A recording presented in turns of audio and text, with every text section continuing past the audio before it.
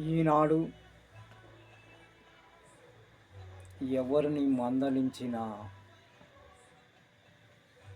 వాడు లెక్క చేయని స్వభావం ఉన్నది ప్రతి ఒక్కరికి.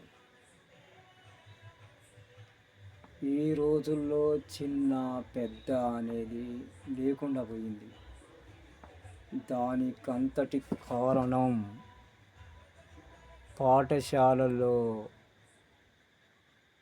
విలువలు బోధించటం లేదు. ఇంటికొచ్చిన తర్వాత తల్లిదండ్రులు పిల్లలను పట్టించుకోవడం లేదు.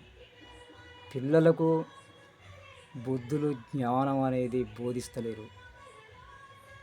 పిల్లలను అసలు ఫ్రీగా వదిలిపెట్టిండ్రు. మీ ఇష్టంరా బాబు అని. కానీ ఆ రోజులలో పెద్దల మాట పెరుగన్న మూట. ప్రతి పెద్ద మనిషిని మేము గౌరవించేది. కానీ ఈ రోజులలో ఏ వ్యక్తిని అటువంటి మనిషిని మందలియలేకపోతున్నాం. ఏంది సమాజం ఇట్లా పెడత్రోవ పడుతుంది? సమాజం అవివేకంతో అజ్ఞానంతో జీవిస్తున్నది.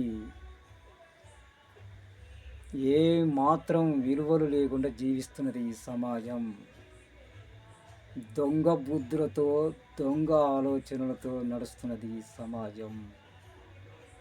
దీన్ని శుద్ధి చేయాల్సినటువంటి అవసరం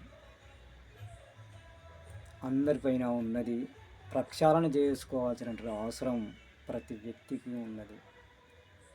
ఏమి నేర్పుతున్నారు? ఏమైనా అవగాహన సామర్థ్యం ఉన్నదా పిల్లల్లో? ఏమీ లేదు. చదువుకున్నోని కంటే చదువురాని మనిషి మంచిగా నిబద్ధతతో జీవిస్తున్నాడు. ఏంది ఒక్క రన్న న్యాయం వైపు ప్రయాణిద్దాం అనే ఆలోచన లేనే లేదు. ఏంది పరిస్థితి? పిల్లలు ద్రోహం చేస్తే దానికి కారణం మొదటి కారకులు తల్లి, రెండో కారకులు తండ్రి. వీళ్ళిద్దరిని శిక్షించాలి. పిల్లలు ఏ తప్పు పని చేసినా దానికి కారణం తల్లిదండ్రులే. తల్లిదండ్రుల యొక్క పెంపకంలో పొరపాట్లు, అజ్ఞానం. ఈ రోజులలో సినిమాలు చూడండి, తల్లి ప్రేమ గురించే సినిమాలు వస్తున్నాయి కానీ తండ్రి వివక్షకు గురైండు. మరి చిత్రసీమ ఏమిటికి ఎటువైపు పోతుంది? చిత్రసీమ యొక్క పని విధానం, చిత్రసీమ యొక్క పని విధానం సమాజానికి ఏమైనా శ్రేయస్కరంగా ఉన్నదా? లేదు, వేస్ట్. కాబట్టి మంచి లక్షణాలు,